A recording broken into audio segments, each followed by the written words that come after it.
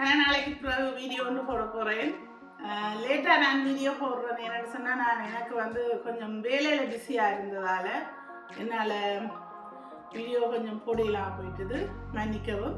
இனி நான் தொடர்ந்து போடுறேன். 2 வீக்ஸ் போட இல்லையா? 2 வீக்ஸ் வருமானு நினைக்கிறேன். இன்றைக்கு நான் பால் ரொட்டி எப்படி செய்கிறேன்னு காட்ட போகிறேன். அதுக்கு தேவையான பொருள் இதில் நான் இந்த கப்பால் 2 கப் வெள்ளை பச்சை அரிசியும், நான் 5 கப் சிவப்பு பச்சை அரிசி, ஆனால் 13 அரிசியாக இருக்கணும். ரெண்டும் கலந்து 1 hour ஊற போட்டு தண்ணியில் கழுவி வச்சிருக்கிறேன். தண்ணியில் ஊற போட்டு கழுவி வச்சிருக்கிறேன்.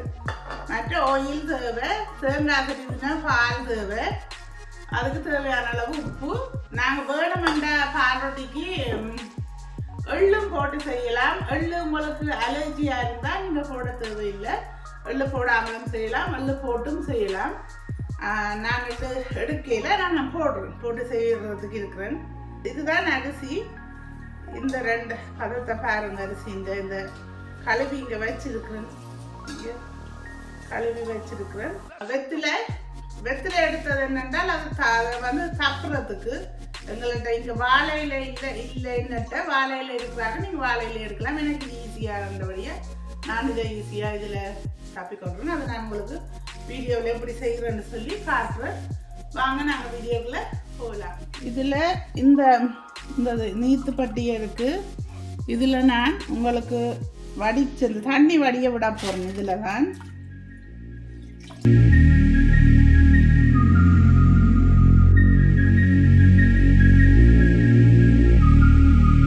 இதை எப்படி தண்ணியை வடித்து இப்படி வச்சு விட்டேனுண்டா தண்ணி வடித்து கொஞ்சம் தண்ணி இல்லாத தன்மை இருந்தால் தான் கிரைண்ட் பண்ண ஈஸியாக இருக்கும். இந்த இதில் போட்டு தான் இதில் அடித்து குருணி எடுக்க போகிறேன். இதுக்கு குருணி தேவை. அதை நான் எப்படி எடுக்கணுன்னு காட்டுறேன்.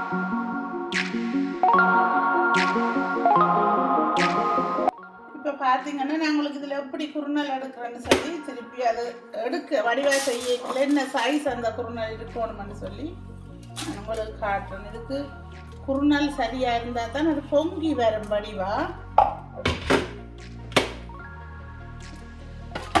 கனவரை அரைக்கக்கூடாது. இனி இதில் இருந்து நான் அதை பிடைச்சு எடுக்க வேணும். அதில் நல்ல ஒரு அளவான பதமான நான் என்ன எப்படி அதை பிடைச்சி எடுக்கிறேன்னு உங்களுக்கு காட்டுறேன். நான் இப்போ இதில் அந்த கிரைண்டரில் அந்த அடித்த குருணியை எடுத்து வடிவாக இப்படி பிடைச்சு அதுக்கேற்ற அந்த சரியான நடுப்பத குருணி இப்படி பிடைக்க அந்த நடுவில் வார குருணி உங்களுக்கு சரியாக இருக்கும். இது நான் எடுத்துட்டேன். உங்களுக்கு இப்படி பிடைச்சி போட்டு எடுக்க இந்த அப்படி நடுவில் வந்த குருணி அதுதான் இந்த எல்லா குருணியும் நான் எடுத்து வச்சிருக்கிறேன். இதில் நான் இந்த கப்பால் 2 கப் எடுத்து வச்சிருக்கிறேன். 7 கப் அரிசி போட்டு இதுக்கு நான் உங்களுக்கு மிச்சமெல்லாம் மாவை அரைக்க போகிறேன். அதையும் நான் உங்களுக்கு காட்டுறேன். மிகுதி இதில் மிச்சத்தை பார்த்தீங்கன்னா நான் இப்போ இதில் இந்த கிரைண்டரில் போட்டுருக்குறேன். இதை நான் உங்களுக்கு இப்போ மாவை அப்படி அரைக்கிறேன்னு சொல்லி காட்டுறேன். இப்படி பவுடராக நான் அரைச்சிருக்கிறேன். இது மிகுதியாக இருக்கிற அரிசி எல்லாத்தையும் நான் இப்படித்தான் அரைச்செடுக்க போகிறேன். இதில் நான் அரைச்சி போட்டிருக்கிறேன் ஒரு பக்கம் மாவை. மற்றது நான் இந்த கிரைண்டர் ஓன் பண்ணுறேன்.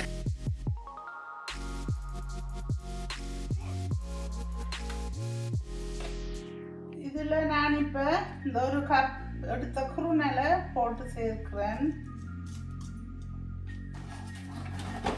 7 சுண்டு இதால் நான் 7 கப் எடுத்தேன். நான் 1.5 கப் குருணலை இப்போ ஆட் பண்ணுறேன்னு பார்க்கணும். குழச்சி பார்க்க தெரியும்.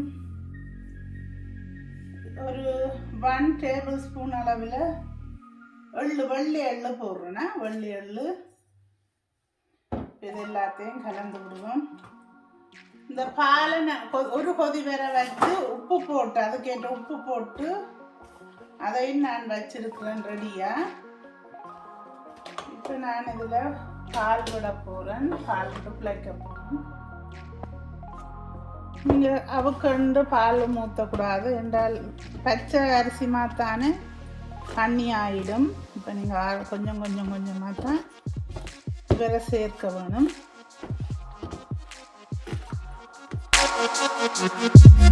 இங்கே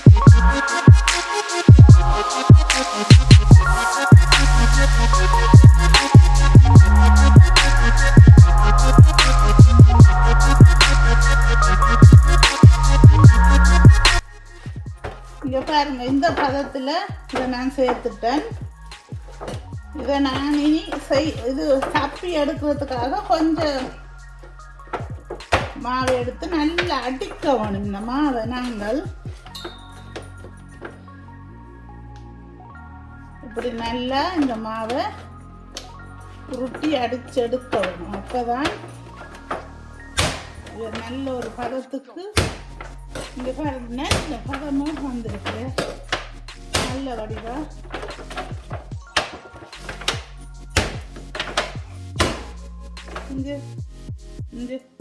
இந்த பதத்துக்கு நீங்கள் எடுத்தீங்கன்னா பால் ரொட்டி சரி.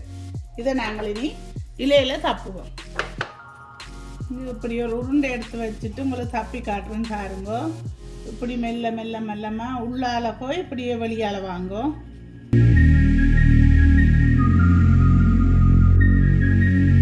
இங்கே பாருங்க, இப்படி விளிம்புகள் இந்த லெவலில் இருக்க உங்களுக்கு எடுத்து காட்டுறேன். இதை இங்கே இப்படி பதத்தில் தப்பினீங்கன்னு சொன்னால் சரியாக வரும். இப்போ இதில் எண்ணெய் சூடாக வச்சுட்டு நல்லா சூடாக இருக்கணும். நல்லா கொதிச்சிட்டுது. நான் இப்போ இதில் ஒன்று போட்டு பார்க்க போகிறேன். இப்படி வாரண்டு எண்ணெய் நல்லா சுட்டாதான் அது நல்லா பொங்கும். பிறகு நீங்கள் குறைச்சி விடுங்க. எல்லாம் போட்டு ஃபுல்லாகி பொங்கின உடனே குறைக்கலாம். அப்படிங்க ஒரு இதுக்கு இந்த சட்டிக்கு ஏற்ற மாதிரி போட்டுட்டு அப்புறம் நாங்கள் அதை குறைச்சி விடலாம்.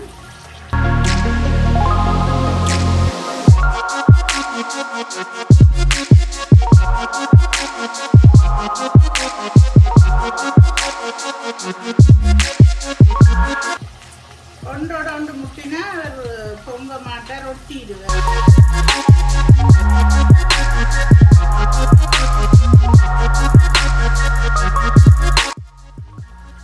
நல்லா வடிவாக பால் விட்டு அடிச்சிங்கன்னா தான் அவர் பொங்குவார். இல்லையாண்டா குழப்படி விட்டுருவார்.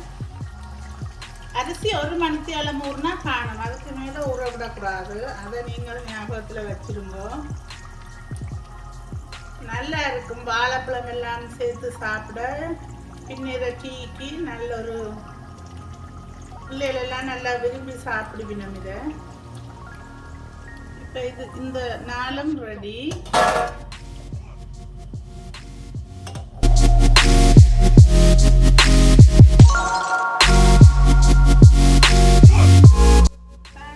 இதுவும் ரெடி. அடுத்த செட் போட்டு நான் இங்கே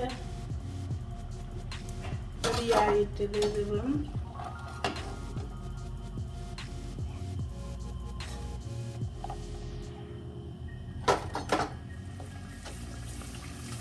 நல்லா ஈரப்பதமாக பாலில் குழச்சிருக்கணுமா. அதுவும் முக்கியம். அது பொங்கி வாரத்துக்கு.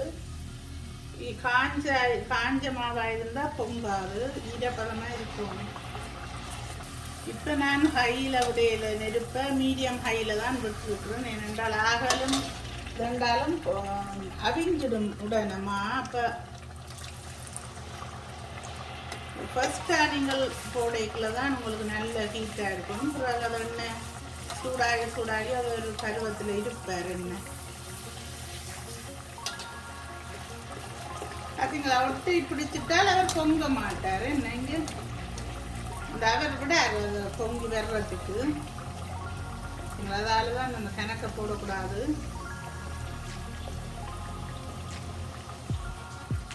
நான் இதில் இப்போ ஒரு பேப்பர் டவல் எடுத்து இந்த ட்ரேயில் இப்படி வச்சிருக்கிறேன். இதை நான் இப்போ பாருங்க, நான் போட்டதை இதுக்குள்ளையும் போட போகிறேன். எண்ணெய் இதுக்கு நிறைய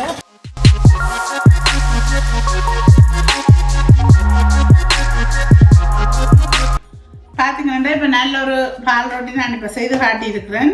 இதை நீங்களும் செய்து பாருங்க. செய்து பார்த்துட்டு கமெண்ட்ஸில் சொல்லுங்கள் எப்படி வந்துட்டு. உண்மையாக முதல் செய்கிற ஆக்களுக்கும் இது சரியாக வரும். இதே மெத்தடில் நீங்கள் எடுத்தீங்கன்னா அது சரியாக வரும். ஒரு நாளும் பிழைக்காது.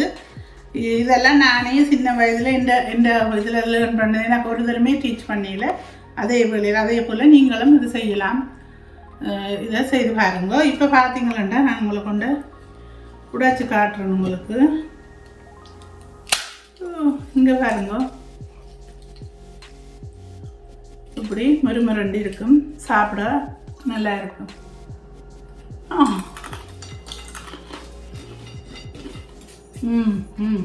நல்லா இருக்கும்.